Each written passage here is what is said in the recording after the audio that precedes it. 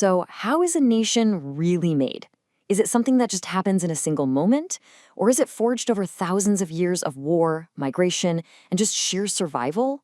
We're going to explore the incredible story of Romania, a country that was literally built from the ashes of empires and the absolute resilience of its people. All right, so where do we even begin? Well, our story doesn't start with kings or empires. Nope. We've got to go way, way back.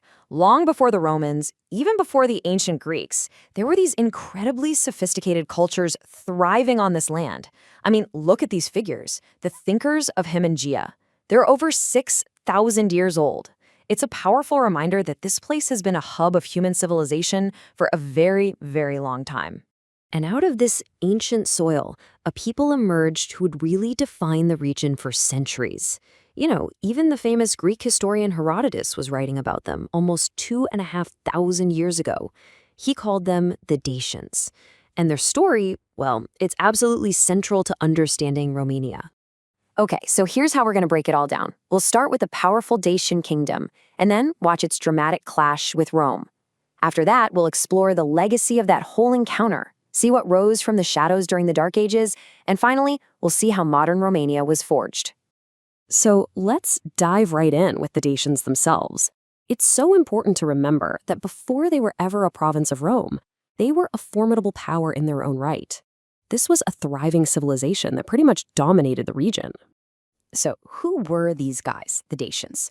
Well, think of them as a major branch of the Thracians, this huge group of ancient tribes in southeastern Europe. The Greeks called them the Getae, the Romans called them the Daci. But really, they were the same people, living on the lands that we now know as Romania and its neighbors. For the longest time, the Dacian tribes were kind of all over the place, split into different little kingdoms. But then, in the 1st century BC, one guy comes along and changes the entire game. A really charismatic and powerful leader named Burbista. He unites all these tribes into a single mighty kingdom. And just look at this. This is what's so wild. The top map? That's Dacia before he got started. Pretty fragmented, right? Now, check out the bottom map. Whoa. Under his rule, the kingdom literally explodes in size, stretching from the Black Sea all the way to modern-day Bohemia. He created a regional superpower, so big that even Julius Caesar was paying attention.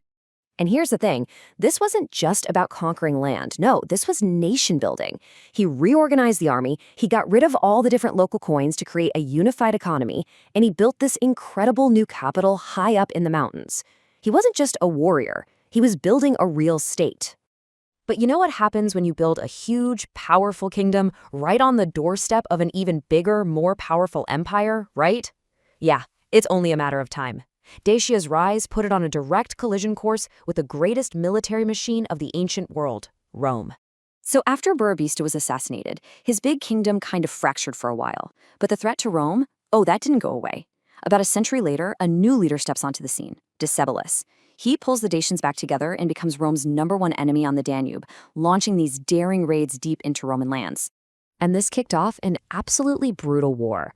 I mean, look at this timeline. Decebalus actually wins big at first. In 87 AD, he wipes out a Roman legion and even kills their general. But you just don't do that to Rome and get away with it. They sent in the big guns, Emperor Trajan himself, who launched 2 massive wars to finish this thing for good. After years of just savage fighting, it was over. The Dacian capital was besieged, it was destroyed, and Decebalus, rather than being captured and paraded through Rome, took his own life. Just like that, the independent Dacian kingdom was gone. But the story doesn't end with conquest. In fact, you could say this is where a whole new story begins. It's a story of transformation, of colonization, and the birth of a brand new Daco-Roman identity that, believe it or not, is the very foundation of Romania today. So this map right here, this is the new reality. The heartland of what was Decebalus's kingdom is now a Roman province called Dacia Traiana. And Rome wanted it bad.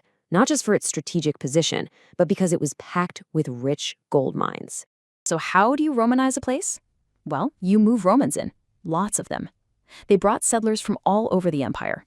And this chart gives you a sense of that mix. But here's the key takeaway, the big number. 74% were Latin speakers. That is a game changer. Latin becomes the new language on the street, and a unique Daco-Roman culture is born.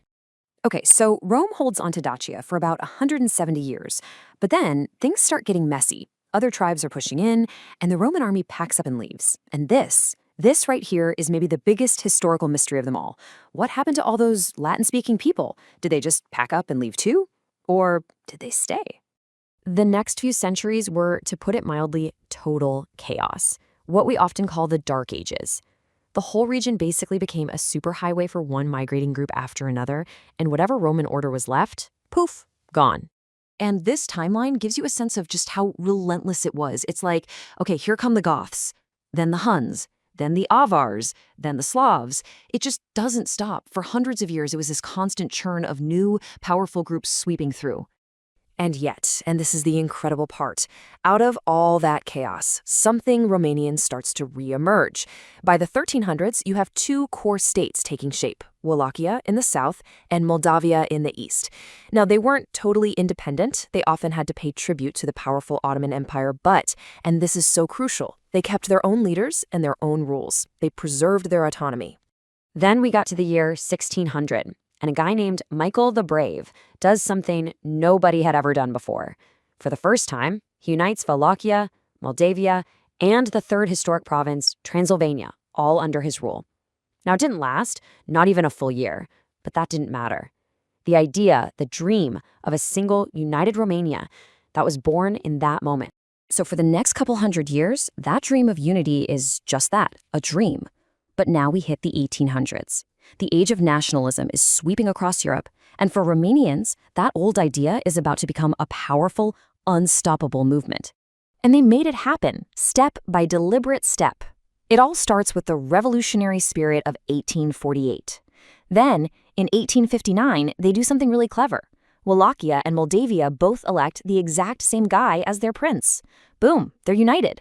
After that, they fight for and win their full independence from the Ottomans.